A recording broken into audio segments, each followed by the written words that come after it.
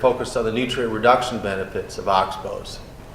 I'm going to kick it off and focus on some monitoring we've done at 2 sites, and then I'm going to pass it off to Keegan Kult from the Soybean Association, who will talk about Oxbow restorations as far as a nutrient reduction practice at a watershed scale, and then Chris Jones will anchor our series of presentations about how to integrate Oxbow restorations for nutrient reduction at a big picture scale, state of Iowa, agricultural Midwest scale. Anyway, we've done monitoring, get my time right here. We've done monitoring at 2 sites across Iowa for specifically nutrient reduction. One site is in the Boone River watershed in White Fox Creek watershed within river within the Boone River watershed, and the other one is in eastern Iowa in Morgan Creek. Both are very different in terms of the nutrient delivery mechanisms. The Oxbow restoration that we call it the Frye Oxbow site, named after the landowner. Construction was done as Alicia's described before. It was a depression on the landscape that was excavated out. You can kind of see the series of photos here. There's a tree that keeps getting flagged in the background. It was excavated out into a couple different cells down to the gravel layer within the alluvium. And you can see what's left behind is a very typical, very traditional looking curve-shaped oxbow. Okay. Here's a picture of the site. Again, the Frye Oxbow site. Groundwater flows generally from the upland field through the oxbow and into the alluvium. We installed 2 transects of monitoring wells to capture the groundwater quality in to the oxbows, and also down gradient. 2 tiles empty into the oxbow, delivering high nitrate loads. Traditionally, tiles were bypassed on these systems, but in this case, it was engineered to receive the tile drainage inputs. Groundwater flow is a little bit complex here. We have groundwater flow from the upland field through the oxbow, and then down gradient of the oxbow as it's heading into the White Fox Creek. There's some deflection of that gradient, mainly due to the subsurface geology. This is some geophysics we did at the site to kind of image the subsurface, and the lighter colors there, the reds and the blues and stuff, you can see through there that there's some coarse-grained alluvium through this system where it's hard to do a total water budget for this oxbow, because the water comes in and then it has some sort of mixed groundwater flow path down gradient. But the geophysics did certainly help delineate what the aquifer looked like in the alluvium. So from that characterization, we can look at the concentrations that we see in the oxbow. Tile drainage into the oxbow, there's the 2 graphs on the right, on the top, in 2014 and 2015. The high concentrations there, upwards of 10 to 15 to 20 milligrams per liter of nitrate, that's coming from the tiles into the oxbow.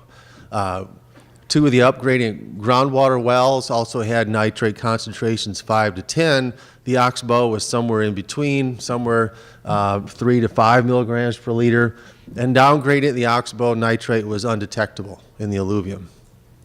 In terms of the loading into the oxbow, the tiles overwhelmingly contribute to the nitrate into the oxbow. A couple orders of magnitude greater than what the groundwater seepage was.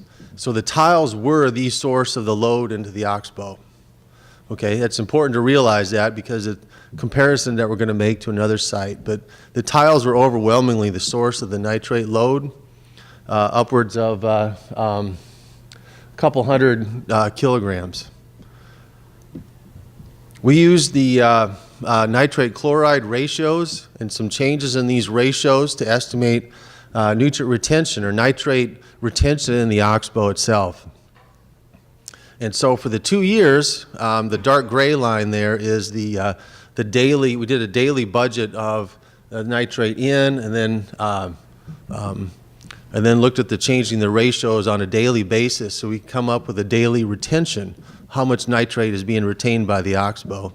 And in 2014, that daily retention indicated by the dark gray lines was 44%. In 2015, it was 42%.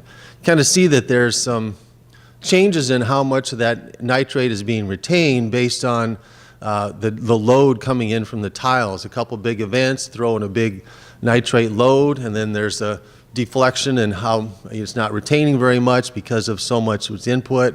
Then over time, seasonally, it really picks up in August and September. But overall, these were very effective in terms of reducing the load of nitrate coming in. Seasonally, it was picked up with the nitrate retention largely in August and September. So when things get hot, loads drop off, input loads drop off, and we get a lot of processing going on in the Oxbow. All right, so from this, this system here in the Des Moines Lobe receiving tile inputs, we looked at another site in eastern Iowa in Lynn County in Morgan Creek Park. It's a county park that they were interested in restoring an Oxbow at that park. The site is in Morgan Creek Watershed. We have a rain gauge there, a bridge sensor for flows, and we put monitoring wells down gradient of this Oxbow as well. Groundwater flow direction is kind of from the hillside through the Oxbow and into the alluvium of Morgan Creek. Just recently, this was created in 2016. Some drone pictures here showing the Oxbow scar in 2016. In August, it was excavated, and then May the following year, you can see the Oxbow there. Okay, all this was under the direction of the county park. Alicia Kenny was responsible for the design. In terms of nitrate concentration here, it's a little bit different. Okay, there's no tile coming in. The Oxbow itself had very little nitrate in it soon after it was built. The alluvium has no essential nitrate in the floodplain itself. Morgan Creek, on the other hand, had high nitrate concentrations. It averaged almost 9 milligrams per liter over the monitoring period. So we have high nitrate in Morgan Creek, none in the alluvium, very little, and very little, if any, in the Oxbow. So it could be processing nitrogen, but there's no nitrate delivery. So in this case, though, Morgan Creek floods on a regular basis. So the flooding was the primary mechanism to get nitrogen into this Oxbow. And over the course of 10 years or so, you see Morgan Creek floods regularly. The very last peak on the right is the one that we studied. So in spring of April 16, 2017, Morgan Creek flooded, and then we had a pulse of nitrate delivered to that Oxbow. And from that point, we can track how well this nitrate was getting removed from that Oxbow. Using the bridge sensor from the Iowa Flood Center and doing some basic calculations, you can estimate how long that Oxbow was connected to Morgan Creek. And over this hydrograph peak, you'd see it was just a really quick peak up and down, and it connected the Oxbow just for a brief amount of time. Bryce Haynes was a master's student that was working for us that was part of his project, so he was able to get a nitrate sensor put in the Oxbow to monitor nitrate concentrations soon after the flood event. 2 days after the flood event, we got a nitrate sensor in this Oxbow to look at nitrate over a 5-minute interval. And what you see here is the concentrations of nitrate in the Oxbow over a 3-week period, roughly. So soon after that nitrate sensor was put in, nitrate concentrations were a little over 5, say 5.3 milligrams per liter. You see over the course of 3 weeks, it declined back to essentially background, which was 0.7 milligrams per liter. So there's some evidence just from this alone that there was some processing going on. In this case, the flood water delivered nitrate concentrations into the Oxbow.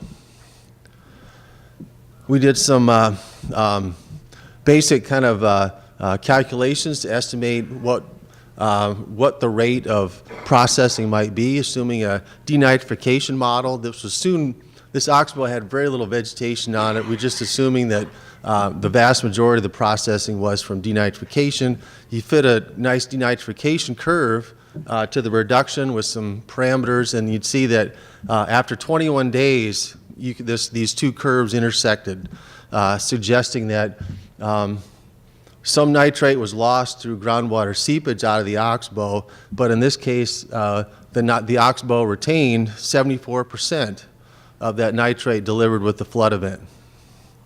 You can see those curves don't plot exactly on top of each other, mainly because this oxbow is a completely open system, so there's fish in there, all sorts of other nitrogen inputs in there, so it's never going to plot perfectly. But you can see over the course of 21 days, those curves intersected, suggesting that denitrification could be responsible for this nitrate retention. So how well does this oxbow treat the flood nitrogen? Well, it's a little bit tricky to figure this out in the sense that the oxbow is only connected to the Morgan Creek for 30 hours. But during that 30-hour event, 10,000 kilograms of nitrate moved down with the flood waters. The oxbow retained 15 kilograms, okay? Not very much. 0.15% of all the flood water in was retained by that oxbow. That's a lot different than the tile coming in with the Frye Oxbow. If we compare these two sites, the Frye Oxbow with the tile drainage inputs and the flood water nitrate inputs, you see that the oxbows themselves are similar size.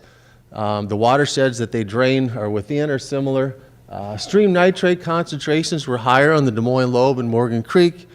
But overall, the groundwater seepage was a little bit lower and more of the upland till in the Des Moines Lobe compared to the Iowa erosion surface floodplain. So there's a little bit greater groundwater seepage in that case. But the retention and the load reductions were a little bit different. The oxbows worked very well for both cases, but there was such an incoming load associated with tile drainage compared to the flood retention that the oxbows worked very well, but in this case, they work well to remove a massive load coming in with the tiles. You get more mass reduction, but the efficiency was much greater with a little bit of nitrate delivered with the flood. Cost-wise, they were roughly $15,000 to $30,000, a little bit more in Morgan Creek because it was a state park and they had to haul the cuttings or the sediment away. So I'm going to pass this on to Keegan Kult now for more of a watershed context for nutrient reduction.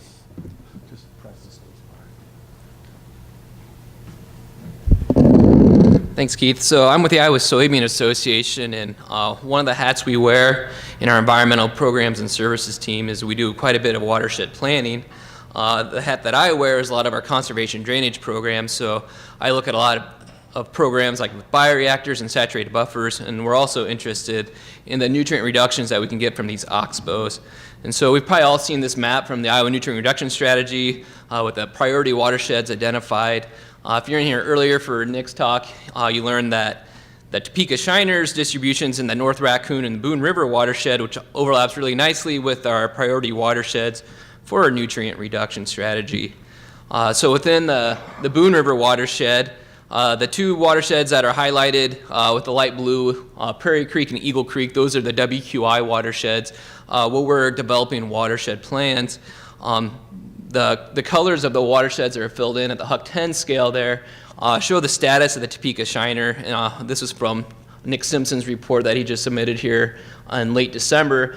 But you can see the blue watersheds are possibly stable populations of Topeka Shiner. The green there in Eagle Creek's actually been shown to stable, so they've looked at the handful of surveys that have been done since 2010, I believe, and if they've been found each time in those surveys, that would indicate that it's a stable population. And you can see as you go around the watershed, there's different degrees of how stable that population actually is. So one of the things we question when we look at doing these oxbow restorations are where should we prioritize these? Should we do it where we found the Topeka and they're looking to be stable or possibly stable so we can ensure that that population continues there, or should we expand it out to try to expand the range of these Topeka Shiner? But as we go through the watershed planning process, and my arrows kind of got screwed up, I had to change it from a widescreen format to 4:3 to fit it in the presentation. So anyways, that's why those arrows are a little bit funky right there. But we do a 7-step watershed planning program laid out kind of by EPA and Iowa DNR. Initially, what we do in each one of our watersheds we work in, we look at the historical data that's there, and we try to characterize a watershed for land use, water quality if it's available. A lot of times we'll do a stream survey where we'll go the entire length of the stream to inventory that stream bank conditions, what's in the stream, maybe get a documentation of the tile lines flowing into the stream so we know where maybe some of those nutrients are coming from. But after we do the watershed characterization, we get together with the watershed planning groups. We have a farmer advisory panel, and those are kind of identified local leaders. A lot of times we work with the county NRCS office to help us pick out a few farmers to work with that we know would be interested and would like to help us shape the planning process. And then we bring in the whole watershed community together to help develop the goals and the kind of the roadmap for this planning process. And these are just 8 of the goals that happen to be in the Prairie Creek watershed. These are pretty similar with all of our watershed planning efforts statewide, what we see. They wanted an educational and outreach program, that 41% reduction in non-point end loading. That's really driven by the Iowa nutrient reduction strategy for the agricultural side. Maintaining profitability is obviously one of the top priorities in all of these watershed projects that we work on, and you can kind of go down through the list. And when we think about the Oxbow restorations, we find that these Oxbows fit in well with these goals. They can hit, 4 out of those 8 pretty easily. Reducing nitrogen. Keith showed that if there's nitrogen load coming in from these tile lines, these Oxbows do a pretty good job of removing it. We fit them in marginal areas, so they're not going to be taking land out of production. A lot of times these Oxbows are too wet to farm. They're in cattle pastures already, or just areas next to the stream that aren't being used, so we're not going to impact production side of things.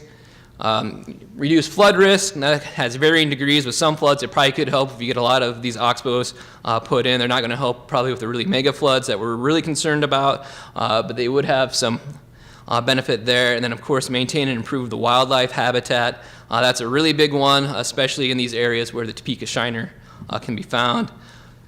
You can look at, they also have potential in helping with the pea loading. We didn't study that exactly, but if you're taking that sediment that's coming off during these flood events and settle down in these Oxbows and remove that and put it in the upland areas, we're probably reducing some of that phosphorus loading long term.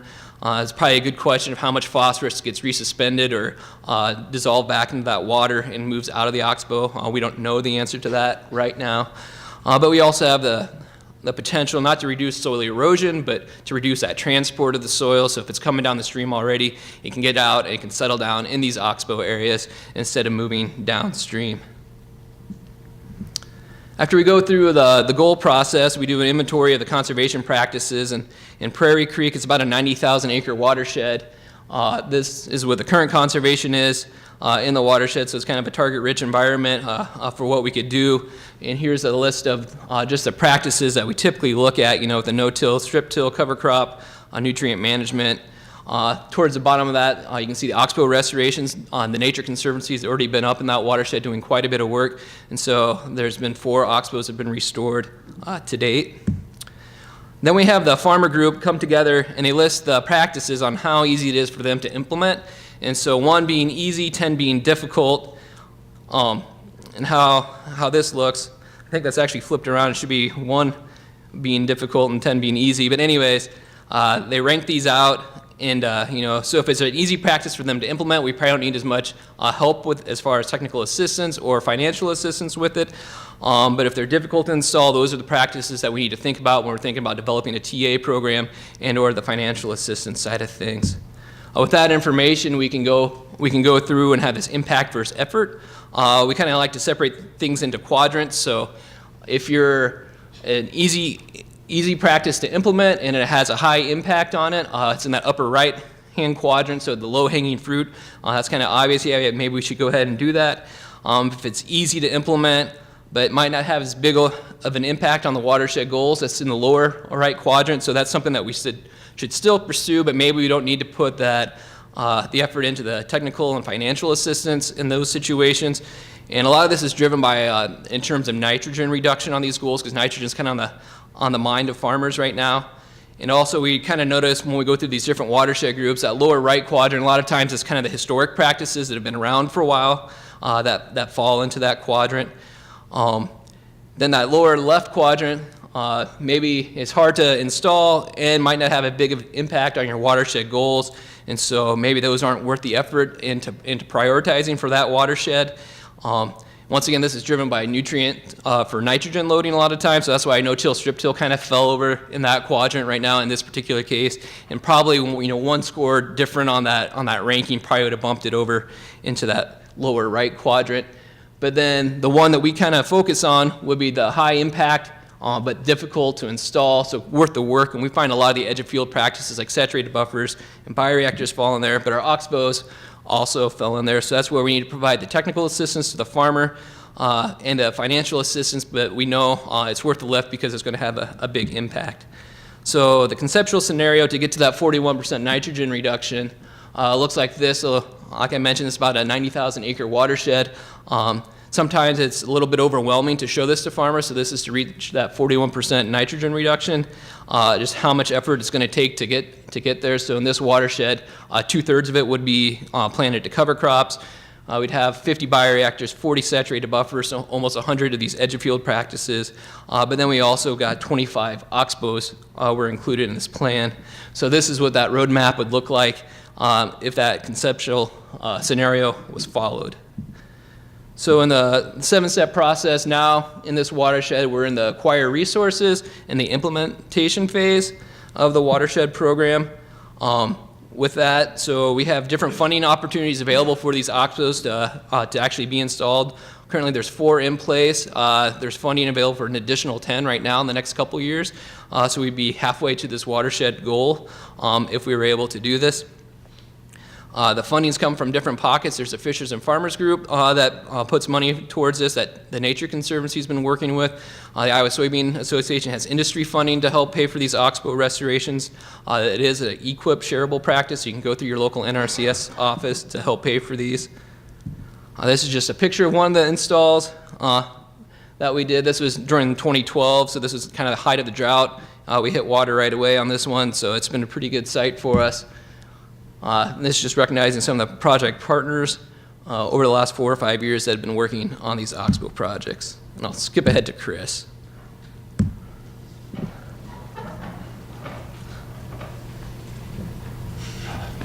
So I've been fortunate to work on these projects, both with the Soybean Association when I worked there and now over at the University of Iowa, and my role has been mainly with water monitoring. I have a real non-technical presentation here, and I'll just fly through these slides. It gives an overview of the projects. And so if we look at Iowa, we have a lot of land and crops. We all know that.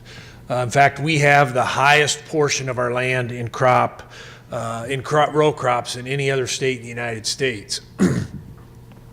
And if we look at the nutrient reduction strategy, we see the practices there.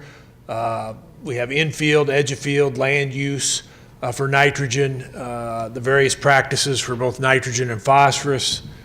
And the problem with a lot of these practices for the nutrient reduction strategy is they're all need to be implemented on private lands, okay? And so when we look at the history of conservation across the United States, much of it has been done on public lands. That's easy areas to work. You don't need landowner permission, but we don't have a lot of public land in Iowa. In fact, we have some of the lowest percentage of our land areas is public lands here in the state. And so if we're going to implement conservation, we need to do it on private lands. And so that's an important thing to realize when we're trying to realize these goals for the nutrient strategy and conduct a conservation here in Iowa. And so these Oxbows really kind of fit the bill, okay? They fit the bill. A lot of them, most of them are on private land. And so when we look at those practices in the nutrient reduction strategy, a lot of them have a pretty narrow focus, okay? We're trying to reduce nutrient transport to the streams. And many of those practices offer no ancillary benefits, okay? We're just keeping nutrients on the farm, and that's all we care about. But we have one practice, the crepe wetlands, that does that, but it also provides a habitat benefit. And so overall, the cost to reduce, sequester a pound of nitrogen using the Oxbows is about 35 cents a pound. The other practices we have for the nutrient reduction strategy, it's much higher. It's about $2 to $20 per pound. So the Oxbow restorations are a real cost-effective strategy for trapping the nitrogen and keeping it out of our streams. And they're very inexpensive. They're much cheaper than a crepe wetland, okay? So $15,000 to do an Oxbow restoration versus perhaps as much as $500,000 to do a crepe wetland. So we also get the habitat benefits with the Oxbows at a much, the habitat benefits similar to a crepe wetland, but at a much lower cost, and a much lower cost of trapping the nitrogen on a per pound basis than many of our other practices.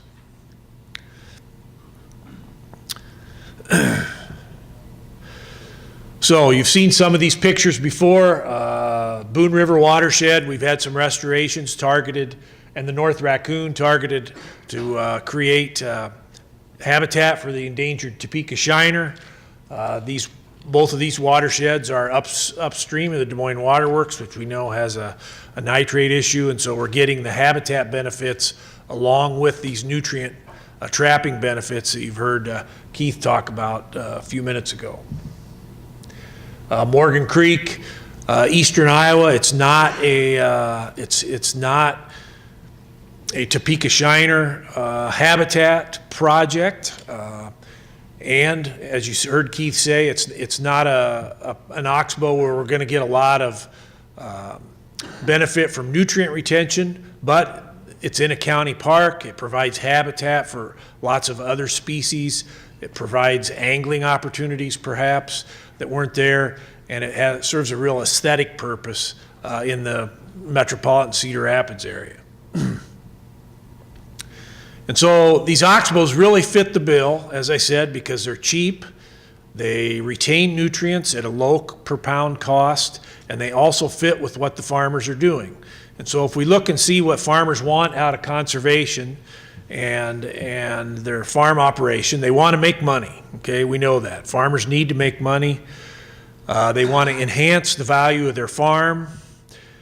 They want to implement conservation practices that are proven to work. So nobody wants to spend time and energy and perhaps money implementing something they don't know if it's going to work.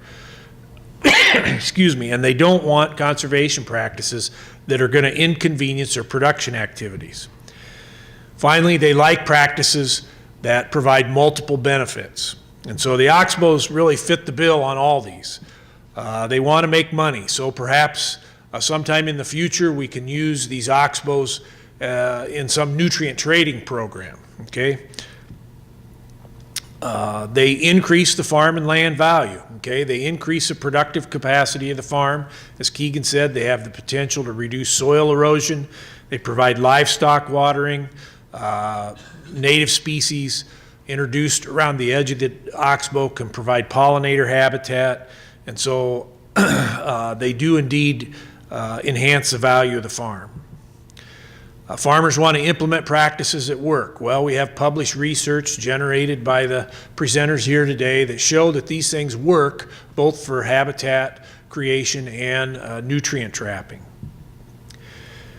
They also want practices that don't inconvenience their production activities, and so most of these are implemented, or all of them are implemented in the floodplain where the farmers aren't typically farming.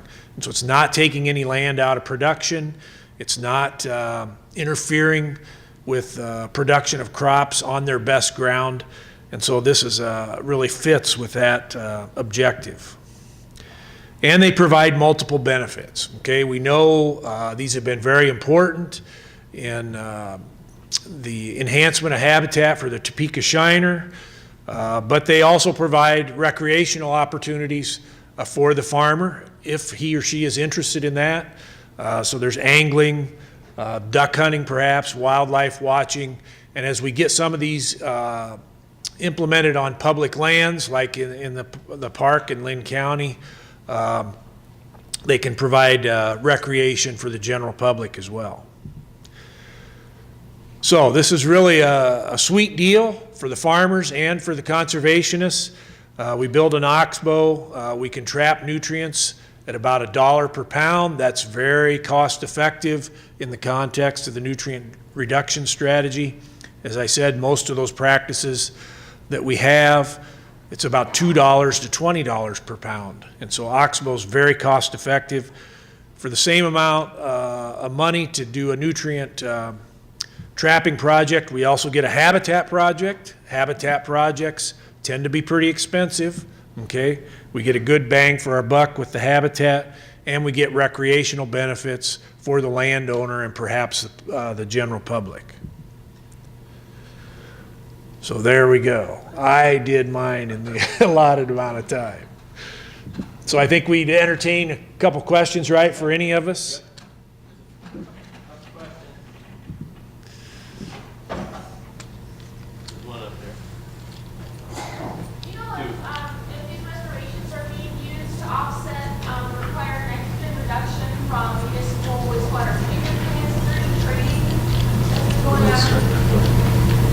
So I'm not aware of any trading in Iowa with these Oxbows, but However, we have been approached by engineering consultant up in eastern Iowa about incorporating an Oxbow restoration as far as upgrade on their wastewater treatment plant.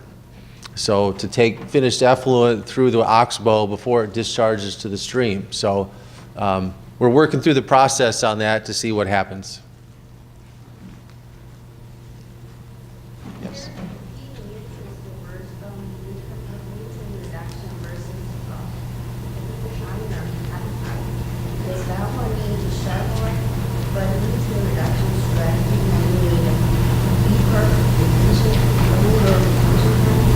So the question was this, the difference between a shallow oxbow for Topeka Shiner versus perhaps a deeper oxbow for nutrient reduction. Well, we haven't, our population of sites that we looked at for nutrient reduction is not very large.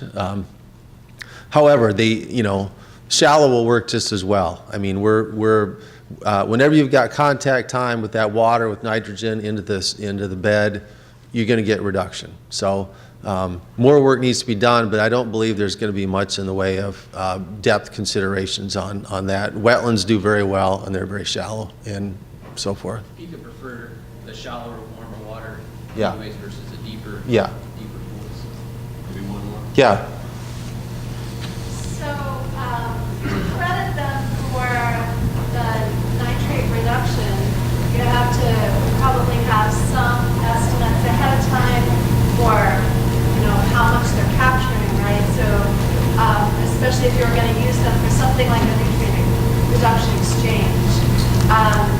And you kind of alluded to that, but I'm not sure. Could you say a little more directly about that? Like Bill Compton talks about, well, you have to have some nitrate to get the reduction. So the nice thing about these tile-fed systems is it's easy to monitor, and it's fairly easy to quantify load coming into the Oxbow.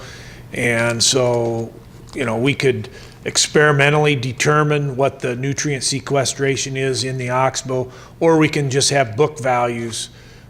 We think now it's probably like 40 to 50% in general on how much they can trap. And so it'd be pretty easy to see where a nutrient trading program could use the established science to determine what their value is. I'll add one comment, is that we're in the process of trying to appeal to the Nutrient Reduction Center to get this listed as an official practice. Again, we don't have a huge population of studies that would support that, but there is some consideration being given right now to having this listed as an official practice in the strategy. Let's give a hand to the three